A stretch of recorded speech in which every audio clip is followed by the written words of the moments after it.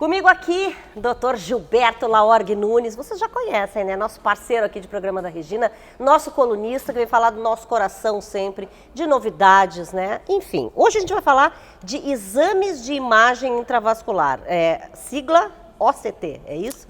OCT é um desses exames, Regina, tudo bem? Tudo bem. É um desses exames, tá? Que é o exame, vamos dizer assim, mais moderno que tem para se visualizar as placas que obstruem as coronárias por dentro das próprias coronárias. Tá? Existe um outro tipo de exame de imagem que é chamado ultrassom intracoronário, que já tem mais tempo de desenvolvimento, mas a grande vantagem da tomografia de coerência óptica, que é a sigla para OCT, é que ela tem uma qualidade de imagem, uma resolução bastante superior ao do ultrassom intracoronário. E mais importante que isso, existe uma versão nova que foi recém-lançada no Brasil e que nós temos disponível aqui em Porto Alegre.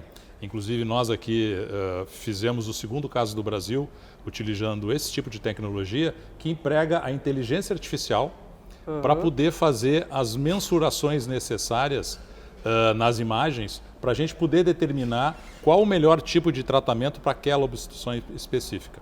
Então, uma das grandes contribuições dos exames de imagem intravascular é nos dizer qual é a característica da placa de gordura que está obstruindo a coronária, se ela é mais composta de gordura, se existe cálcio, qual é o diâmetro adequado do vaso para a gente poder selecionar, primeiro, se a gente precisa fazer alguma estratégia inicial antes de se implantar o stent, por exemplo, e o mais importante, ver se o stent que a gente implantou está bem implantado, está bem expandido e adequado ao tamanho do vaso.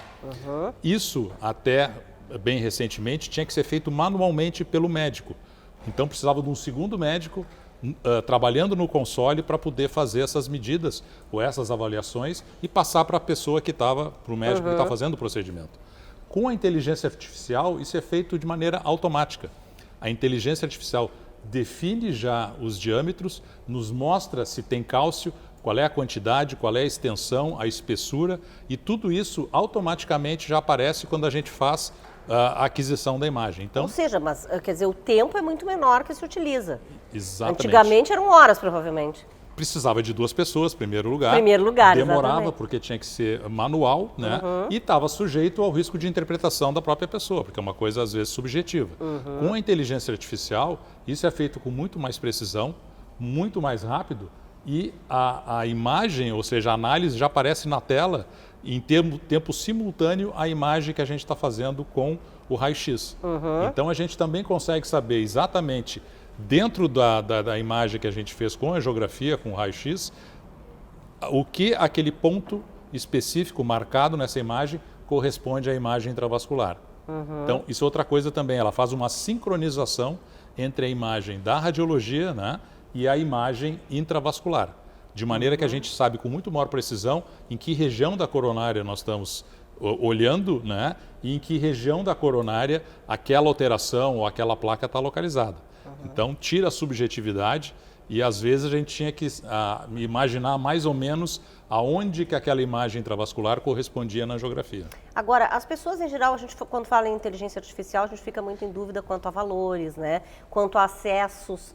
As pessoas, em geral, têm acesso a esse tipo de exame, enfim, ou também, na verdade, é o médico que vai indicar, né? Olha, preciso que tu faça e vai ser feito em tal lugar. Está bem demonstrado isso e recentemente tem trabalhos consolidando esse conceito de que sempre que possível é melhor a gente utilizar exames de imagem intravascular para guiar o tratamento das obstruções das coronárias do que não utilizá-los, porque reduz a ocorrência de complicações e de falhas, por exemplo, no tratamento, certo? A OCT especificamente ainda não está incluída no rol da Agência Nacional de Saúde. Então, tem alguns convênios que ainda resistem a fazer o ressarcimento do catéter. Tá? Mas particular tem, se a pessoa precisar, tá o médico indicou e ela consegue fazer. Com certeza, fazer. Consegue fazer. Está disponível. Esse dispositivo especificamente com inteligência artificial está disponível basicamente em um hospital apenas de Porto Alegre, certo? No hospital onde eu atuo, mas é uma coisa que é disponível para a gente utilizar sempre que a gente achar necessário. Pode falar qual é o hospital, doutor, até porque a gente precisa saber, né? O Hospital Mãe de Deus, Sim. aqui em Porto Alegre. Tá? Então, é uma tecnologia que está lá disponível, a gente pode utilizar sempre que a gente achar necessário. E como eu falei, cada vez mais a gente tem utilizado para poder identificar até placas que não são obstrutivas, ou seja, que não reduzem a luz da coronária, mas que têm características de instabilidade, ou seja, que estão mais sujeitas a ter uma ruptura e causar um evento coronariano agudo, como, por exemplo, um infarto. Então, também, às vezes, está surgindo uma mudança de paradigma no sentido de se olhar com mais carinho para essas obstruções menores, mas mais perigosas, vamos dizer assim, e, eventualmente, a gente fazer um tratamento específico para elas. Sem dúvida. Obrigada, viu, como sempre. Obrigada, doutor Gilberto. Eu que agradeço.